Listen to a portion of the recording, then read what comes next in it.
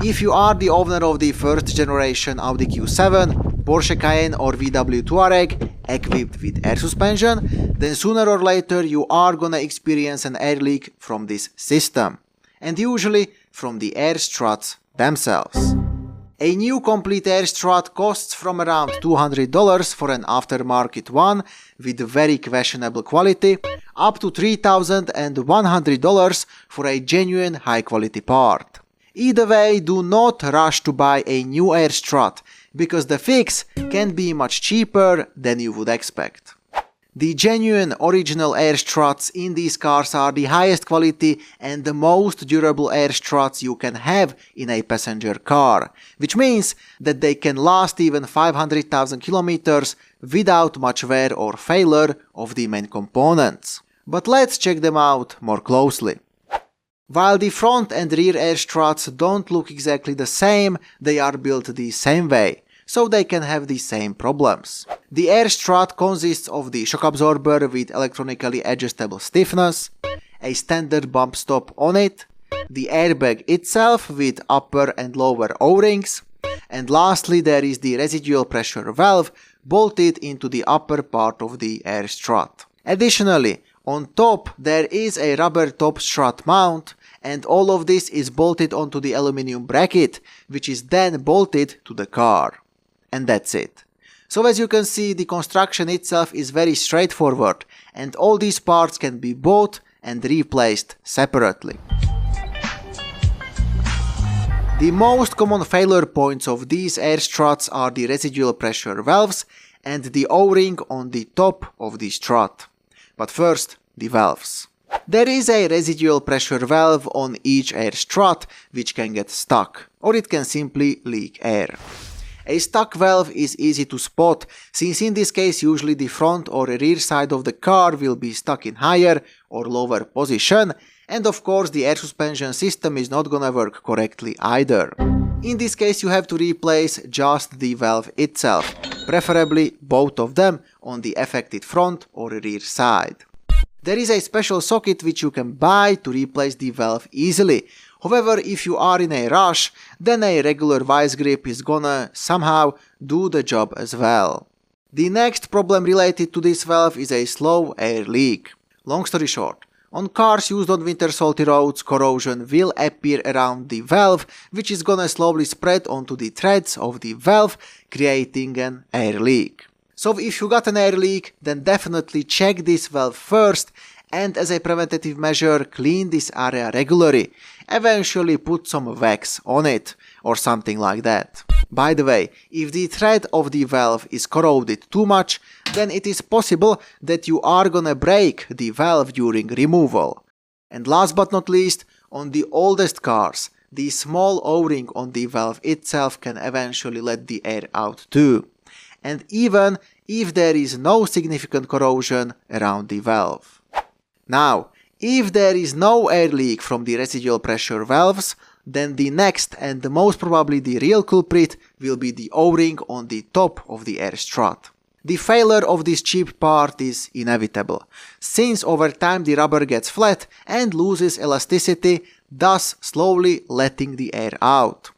To top of that, on cars used on winter salty roads, the corrosion is gonna slowly appear in this area as well, which will cause a much earlier air leak from this place. In this case, the repair is even cheaper than replacing the residual pressure valves, and you don't need any special tools either. However, to replace the O-ring, you will have to remove the complete air strut, which is doable but time consuming. And you should also don't forget to put some grease onto the new O-ring according to the service manual. By the way, if you have some spare time, then it's a good idea to replace this O-ring on all of these struts, even preventively, since the slow air leak is gonna wear out the air compressor faster, and one day it is gonna break completely, thus disabling the height control of the suspension. The lower rubber O-ring on the air strut, which is sealing it in the lower part, is much more durable. However, it's not gonna last forever either, so I would definitely recommend to replace it while the whole air strut is out. With the air strut removed, you can also inspect the rubber top strut mount. This part is very durable, but over time cracks are gonna appear on it, and on high mileage or abused cars it can also separate, causing knocking noises. And that's it. So if you got an air leak, then first definitely check or replace the previously mentioned parts. However, rarely, the air leak can also sometimes start from the valve block, which is mounted next to the air compressor, and even more rarely, one of the air lines can be rarely damaged and leak air. Last but not least, I have to clarify that the airbag part of the air strut is not gonna last forever, so you should be ready to replace it at some point. At the end of the day, this aluminum cylinder still has rubber in it, which is deteriorating over time.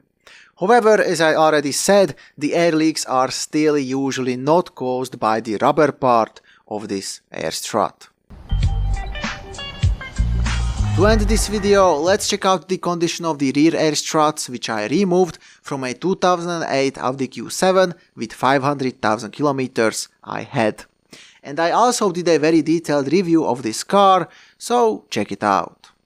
I removed and replaced the rear air struts from this car because they were slowly leaking air. These air struts are the original, never replaced parts from 2008 with 500,000 kilometers on them.